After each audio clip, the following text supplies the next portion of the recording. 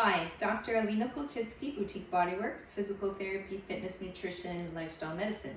I'm going to show you an exercise to strengthen the deep hip muscles as well as the prime mover. So we're going to start with an infinity band. If you don't have one, just tie a regular TheraBand around your ankles, just above them. And then you want to make sure you have some resistance to begin with.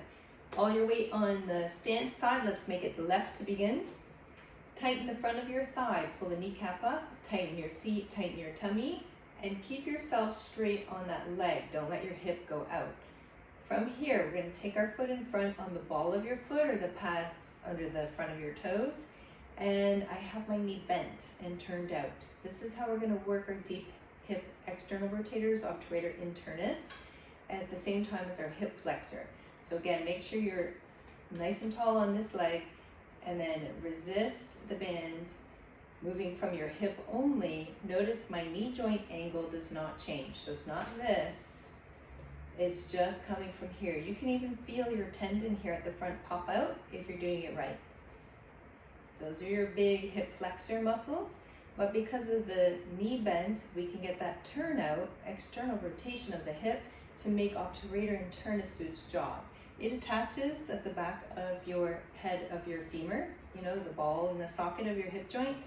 It starts there and then goes deep inside to the inner edges of your pelvic bones and is part of the pelvic floor. So strengthening this muscle not only will give you more stability on your feet when you're doing everyday things or sport, performance activities, but also strengthen the pelvic floor. So we're doing 10 to the front, bring it around to the back, exact same position except my foot is behind me. So I'm on the ball of my foot, knee is bent, only that leg, this leg is turned out, this one's straight, and I'm pulling up and press back. You can do it next to something to hold on to. If you want to challenge your balance and strength more, your stability, then don't hold on. So 10 times to the front and 10 times to the back.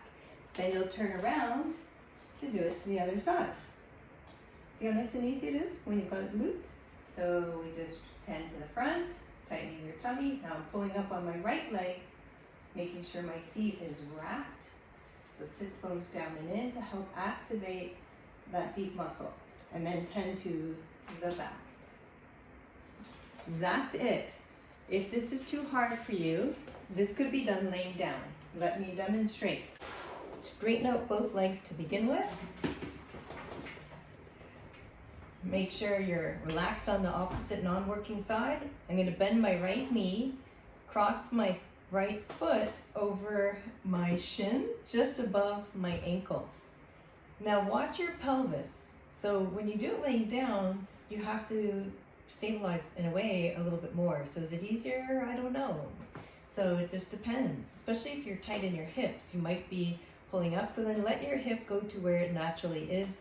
Don't force yourself down. You want the pelvis level on the mat. The knee and hip is where it is, as long as that is in place.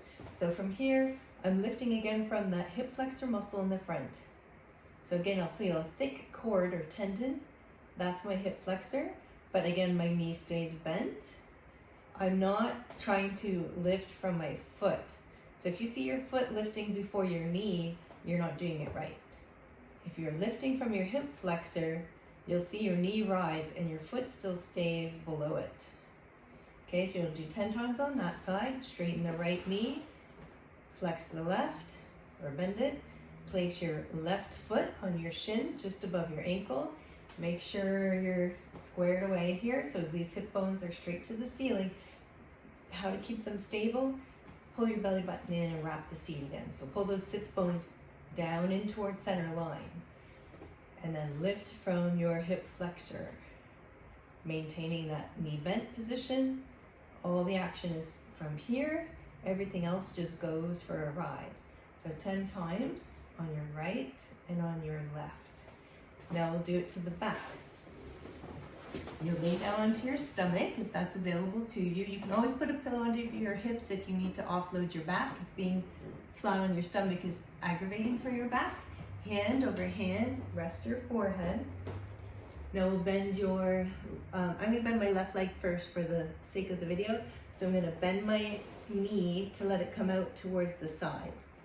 So it's almost like a frog swimming on just one side. My other leg stays straight. I'm gonna take the leg that's bent and put my foot behind my lower leg, just above the ankle. Now again, trying to keep the pelvis square to the table. This can be harder if you're tight in your hips, and I am a little tight. So you could put a pillow here to help offset, to even you out if that mobility issue here is preventing you from being level on the mat. So we're level with the pillow if needed, and then you're just simply lifting from your buttock. Now be careful that you're not seeing movement happening at the back. So you see that hinging here? That should not be happening. So you want to, again, lift from the buttock.